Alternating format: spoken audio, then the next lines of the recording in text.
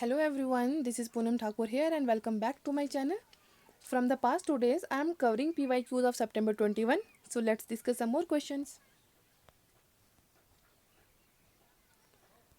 तो आज का जो पहला क्वेश्चन है, which of the following principle bring out the difference between public administration and private administration. अब ऐसे कौन से प्रिंसिपल्स हैं जिससे हमें डिफरेंस क्रिएट होता है कि पब्लिक एडमिनिस्ट्रेशन जो है वो डिफरेंट है प्राइवेट एडमिनिस्ट्रेशन से। हमारे पास कुछ थिंकर्स हैं जैसे एप्पल बाय हैं, जोसियस स्टैम्प है, साइमन है, ड्रकर है। इन्होंने डिफरेंस बताया है पब्लिक और प्राइवेट एडमिनिस्ट्रेशन का। तो वैसे ही उन्हीं में से एक आता है प्रिंसिपल ऑफ यूनिफॉर्मिटी। हाँ बिल्कुल ठीक है, जोसियस स्टैम्प नहीं दिया था।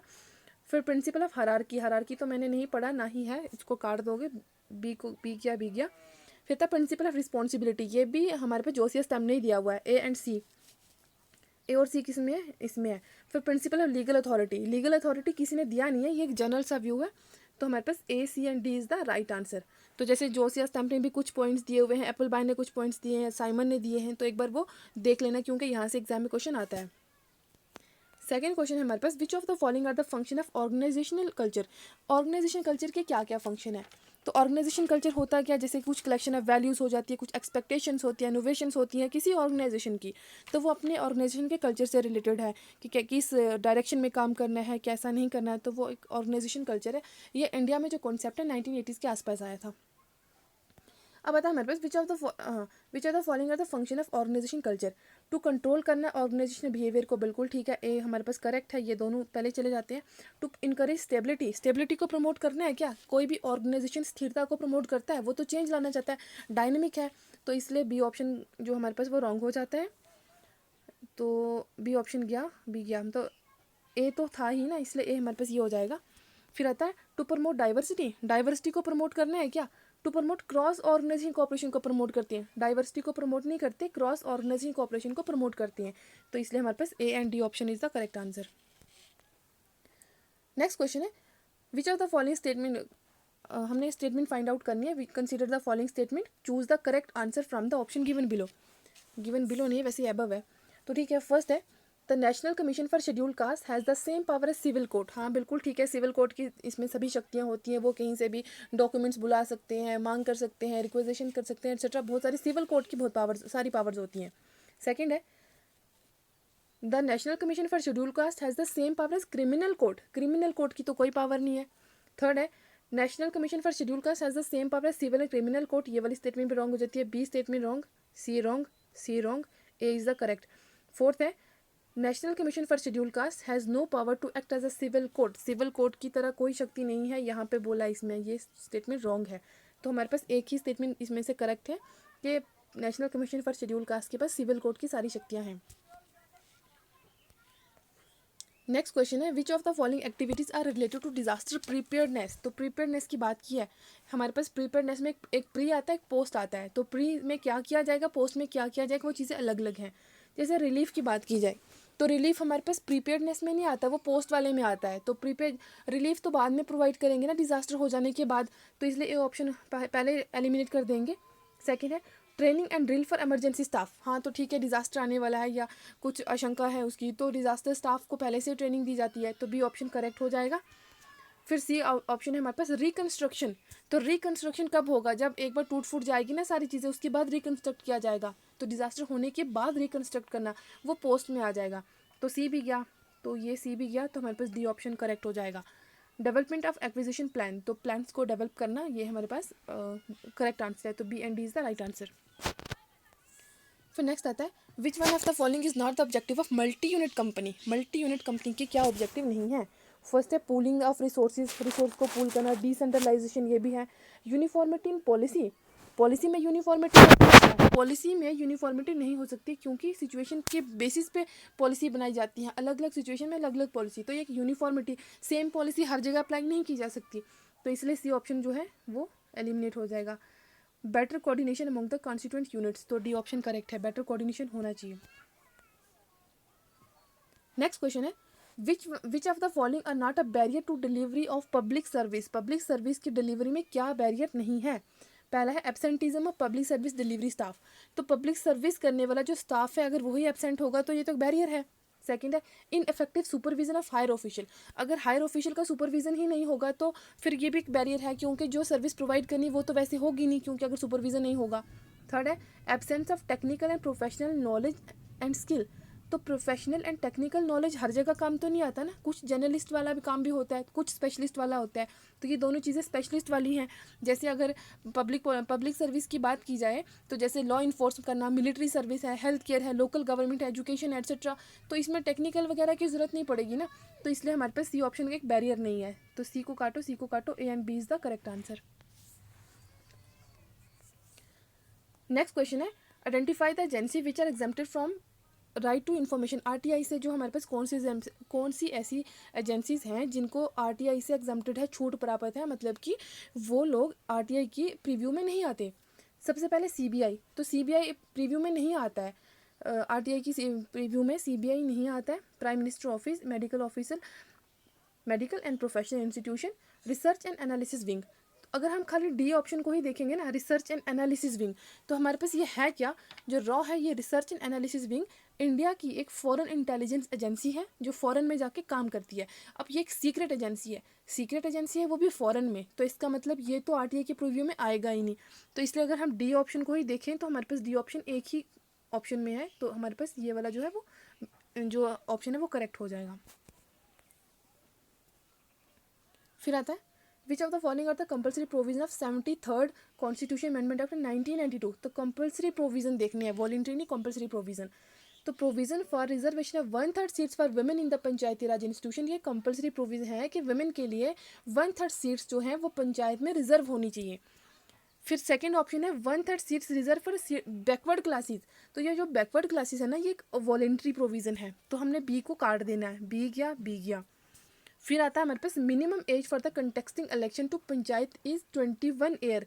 तो ये हमारे पास कंपलसरी प्रोविज़न है कि जो मिनिमम एज है इलेक्शन को कंटेक्ट करने की, वो हमारे पास 21 ईयर होनी चाहिए। तो सी ऑप्शन करेक्ट है। फोर्थ भी पढ़ लेते हैं। To perform some are all the function 29 functional item list, जो हमारे पास 29 फंक्शनल आइटम लिस्ट है 11 शेड्यूल की, उसमें जो फंक्शंस हैं वो परफॉर्म करना, ये एक वॉलंटरी प्रोविज़न है। तो डी ऑप्शन को भी हम काट देंगे, सी तो ऑलरेडी सी को नहीं काटना था, ए उसके बाद ए को ऐड करना है, ए और सी को ऐड करना है, बाकी सब एलिमिनेट हो जाएंगे। तो हमारे पास A is the right answer. Next question है हमारे पास मैचिंग में, match list with list second. First है participation of worker in the management. Participation of worker हमारे पास क्या आता है, डीपीएसपीज है, तो ए का 2 हो जाएगा, ये एक ही ऑप्शन में है फिलहाल, बाकी भी पढ़ लेते हैं। Respect the ideals and institution, तो रिस्पेक्ट करनी है, तो ये किस में आ जाएगा हमारे पास, फंडामेंटल ड्यूटी में आएगा, बी का 1 हो जाएगा। प्रोहिबिशन हमारे पास क्या है, रिट है, तो रिट है तो मतलब कि कॉन्स्टिट्यूशन रेमेडी में आएगा, सी का 4। तो इमरजेंसी हमारे पास क्या है, फंडामेंटल राइट, तो हमारे पास इसका बी आंसर है। अब ये participation of worker in the management कौन से आर्टिकल में, ज़रा मेंशन कीजिए कमेंट बॉक्स में।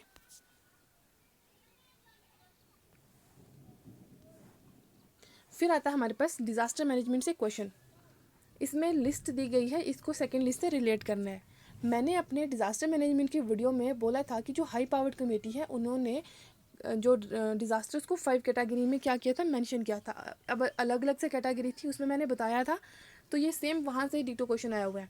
जैसे अर्थक्वेक की बात की जाए, अर्थ क्या होता है, अर्थक्वेक कहाँ से होगी, जियोलॉजिकल, जियोमन धरती अर्थ से ही होगी ना, तो ए का और 4 हो जाएगा। तो ये हमारे पास सब में ही 4 दिया हुआ है, ए का 4 फिलहाल मान के चलते हैं, ए का 4। सेकंड में आएगा हमारे पास ड्राउट, सूखा कब पड़ेगा, सूखा तब पड़ेगा जब वेदर का कुछ कंडीशन होगा, तो क्लाइमेट से रिलेटेड हो जाएगा, तो हमारे पास ड्राउट का आ जाएगा 1, बी का 1 आ जाएगा, बी का 1, तो बी का 1 यहाँ पर भी है और बी का 1 यहाँ पर भी है, मतलब ए और डी अभी हमारे पास। उसके बाद आता है हमारे पास ऑयल स्पिल। ऑयल स्पिल कब होता है, एक्सीडेंटल हो जाता है, तो सी का हमारे पास 2 हो जाएगा, सी का 2, तो हमारे पास ए ऑप्शन करेक्ट है। फोर्थ है पेस्ट अटैक, तो वो हमारे पास बायोलॉजिकल है, तो हमारे पास A option is the right answer. फिर हमारे पास कुछ वो आ जाती है, क्या आ जाती है, ग्रांट्स आ जाती हैं। ग्रांट्स क्या है, जैसे अब ये नेटवर्क सेटिंग ज़रूरी आ जाना था। अब हमारे पास क्वेश्चन आ जाता है टाइप्स ऑफ ग्रांट। तो ग्रांट में सबसे पहले vote on account. Vote on account क्या होता है, जब हम एडवांस में पैसा लेते हैं, तो approval for the grant in advance pending the approval of the budget, तो वोट ऑन अकाउंट ए का 4 हो जाएगा, ए का 4 फिलहाल यहीं पर है। सप्लीमेंट्री ग्रांट कब हो जाती है, जब हमारे पास पैसा जो है वो ज़्यादा यूज़ करना है, हमें हमारे पास पैसा कम हो जाता है और हमें ज़्यादा यूज़ करना है, तो सप्लीमेंट्री हमें एक्स्ट्रा पैसा चाहिए होता है, तो एक्स्ट्रा पैसा चाहिए मतलब कि approval for expenditure to be spend over, ज़्यादा स्पेंड करना हमने above what has already been approval for the budget, जितना बजट के लिए हमने किसी चीज़ के लिए अप्रूव करवाया हुआ लेकिन उसे ज़्यादा यूज़ करना है तो उसमें सप्लीमेंट्री ग्रांट आ जाएगा, तो बी का 1 हो जाएगा। सी है एक्सेस ग्रांट, एक्सेस में जब हमने खर्चा ज़्यादा कर लिया है, बजट लिमिट से ज़्यादा का खर्चा हो गया है। Approval for the expenditure already spend over and above the budgeted limit, जितनी लिमिट थी उससे ज़्यादा का खर्च कर लिया है तो वो हमारे पास आ जाएगा एक्सेस ग्रांट में। फिर demand for grant, demand for grant मतलब कि हमने पैसे की डिमांड करनी है। Proposal for expenditure for ministry department as estimate, तो जब हमने डिमांड करनी है तो वो हमारे पास आ जाएगा प्रपोजल रखना। तो ए का डी का 3, तो हमारे पास D option is the right answer. फिर आ जाता है हमारे पास Pendleton act. Pendleton act of 1883 in USA, तो यूएसए का पेंडेंटन एक्ट क्या है? सबसे पहले है govern the personal policy of national government, बिल्कुल ठीक है। सेकेंड है abolish the spoil system completely, completely नहीं है पार्शली है, स्टार्टिंग में कम्प्लीटली ख़त्म नहीं हुआ था, पार्शली अभी भी कम्प्लीटली ख़त्म नहीं है तो यहाँ पे पार्शली आएगा, इसलिए बी को काट देंगे, बी गया बी गया। फिर आता है create the civil service commission, हाँ ठीक है सिविल सर्विस कमीशन को क्रिएट किया गया था। फिर आता है हमारे पास introduce the merit system throughout the federal government, throughout the federal government नहीं है, जैसे कि नेशनल और स्टेट जो एजेंसी है वो जो इस चीज़ से बाहर थे वो लोग इसमें नहीं आए थे। इंट्रोड्यूस किया था मेरिट प्रिंसिपल ओनली नेशनल में, और ना तो एप्लीकेबल था स्टेट में ना तो लोकल लेवल पे, इसलिए through out the federal government तो आएगा ही नहीं, इसलिए डी ऑप्शन भी कट जाता है हमारे पास। ई है was an outcome of assassination of president Garfield, तो प्रेसिडेंट गारफील्ड को गोली मार दी थी किसने? गटाऊ मास्क जो भी थे, एक जॉब सीकर थे, उनको बड़ी जॉब की ज़रूरत थी और जॉब्स नहीं मिल रही थी क्योंकि वहाँ पे स्पॉइल सिस्टम चल रहा था, तो उसी का आउटकम था, तो इसलिए हमारे पास ए ई ऑप्शन करेक्ट हो जाएगा, A C and E is the right answer.